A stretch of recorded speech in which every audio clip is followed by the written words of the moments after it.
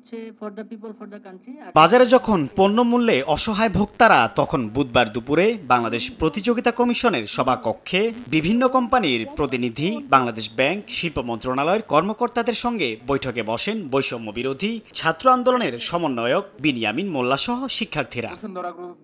এ সময় এনবিআর, বাংলাদেশ ব্যাংকের কর্মকর্তাদের বিরুদ্ধে অবৈধভাবে ব্যবসায়ীদের সুযোগ দেওয়ার অভিযোগ তোলেন শিক্ষার্থীরা। টাকা ছাপিয়ে সরকারকে প্রায় ৪১,০০০ কোটি টাকা ঋণ দেওয়ার অভিযোগও তোলা হয় বাংলাদেশ ব্যাংকের কর্মকর্তাদের বিরুদ্ধে। তাদের একটা দৃষ্টান্তমূলক শাস্তি হওয়া প্রয়োজন, কিন্তু আপনার প্রতিষ্ঠান এই শাস্তির লক্ষ্যে কোনো কাজ করেছে কি? উপর মহলের চাপে তারা সঠিক সিদ্ধান্ত দিতে পারেনি। তারা কিন্তু সাথে সাথে রাস্তায় বলতে বাংলাদেশ ব্যাংক প্রাঙ্গণে নেমে গিয়েছিল। ঊর্ধ্বতন কর্মকর্তাদের অফিস রুমে গিয়ে তাদেরকে বলতে চেয়েছে যে আপনারা পদত্যাগ করুন।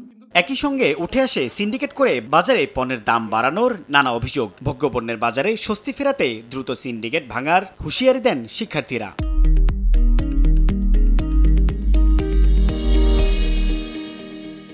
এই বাংলাদেশ রাষ্ট্র ব্যবস্থাটাকে, যেই ব্যবসায়ী প্রতিষ্ঠানগুলোর এতদিন জিম্মি করে রেখেছিল, আমরা চাই যে তারা জনবান্ধব হয়ে কাজ করুক, জনগণের জন্য কাজ করুক। আমরা কোনো অ্যাসোসিয়েশনের মেম্বার না। আমরা ওই অ্যাসোসিয়েশনের যেহেতু আমরা মেম্বার না, সেহেতু বাণিজ্য মন্ত্রণালয় থেকে যখন প্রাইসিং ডিক্লেয়ার করবে তখন আমরা সেই প্রাইসটা জানতে পারি এবং সেটা অনুযায়ী আমরা কার্যকলাপ চালাতে পারি। আমরা ডলারটা কিনছি হলো আপনার কত দাম দিয়ে, ১০০ কোটি টাকা, এটা একটা ব্যাপার আছে।